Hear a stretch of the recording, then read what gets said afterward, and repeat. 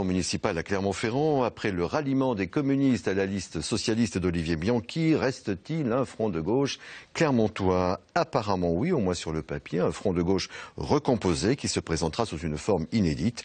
Il présentait d'ailleurs aujourd'hui en fin d'après-midi ses têtes de liste et les principaux thèmes de sa campagne. Pierre-Olivier Bell, Fabrice Dutrio.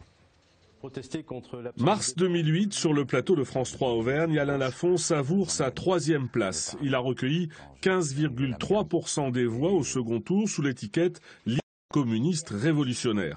6 ans plus tard, l'homme n'a pas changé, mais l'étiquette si, sans les communistes, mais sous la bannière du Front de gauche, Alain Lafont repart en campagne.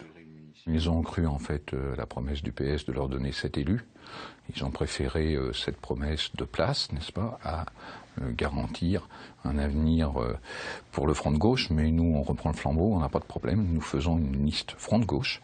Elle existera et donc elle défendra un programme qui sera un programme vraiment à gauche au lieu de participer à un exécutif qui aujourd'hui, sous domination socialiste, est un exécutif qui mène une politique libérale. Le changement à Clermont, selon le Front de gauche, ce serait la gratuité des transports en commun, de la cantine et des premiers mètres cubes d'eau pour les plus défavorisés. Ajouter un renforcement de la démocratie locale. On est très attaché à la question du budget participatif, mais pas forcément de la manière dont ça peut être fait aujourd'hui.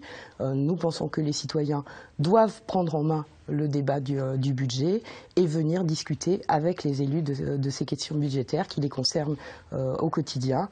L'avocat et ancien bâtonnier Marc Guyaneuf sera 3e sur cette liste. Il n'était que 11e lors du précédent scrutin. Une liste qui n'est pas encore complète et qui, selon les termes d'Alain Lafont, se veut la plus ouverte possible.